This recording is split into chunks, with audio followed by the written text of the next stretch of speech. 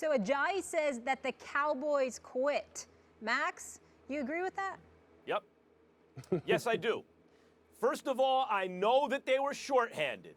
No Sean Lee, the best player on the defense. And you get to a tipping point, you also don't have 2/5 of your starting offensive line that was so special last year to start the season. You got to integrate new guys, or at least guys who aren't used to starting.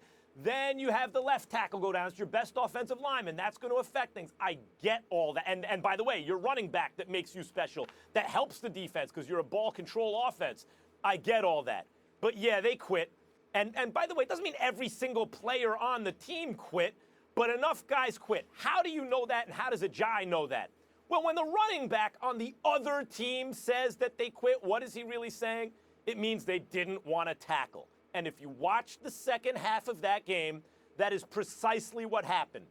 Cowboys defensive players didn't want to tackle. Tackling is a hard thing to do. When you have a big, strong running back, running downhill, as they say, as a 230-pound plus guy, and you gotta stop that guy. It hurts. It's painful. You have to make your body do that, right? And when you lack enthusiasm because you know you're outgunned, maybe if you feel like your coach hasn't put you in the right position, maybe you feel like you just don't have enough, you stop doing that with the same kind of gusto. And in a full contact sport like NFL football, that is tantamount to quitting.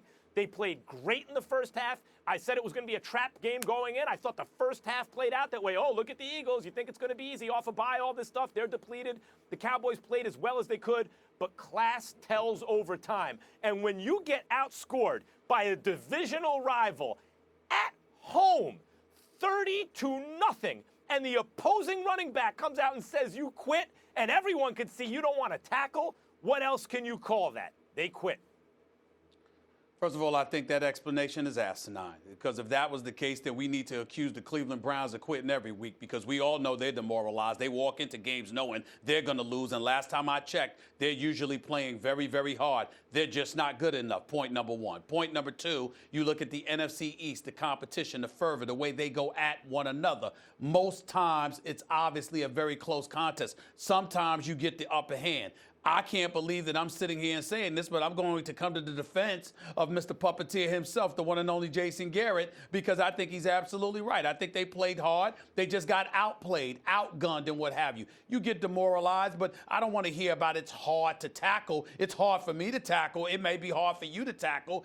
Listen, the bottom line is you signed up for this as an NFL player. Before it, you were playing collegiately. You had to tackle most of your young life, for crying out loud. I don't want to hear that. What this comes down to is that the Philadelphia Eagles were a superior team. They were a better team. They beat them down, and they got bum rushed, and that's what happened. But I'm not going to accuse the Dallas Cowboys, Lewis, of quitting. Nope. I did not see a team that quit. I saw a team that got manhandled. Yeah, Lewis, I have to admit, when Stephen A.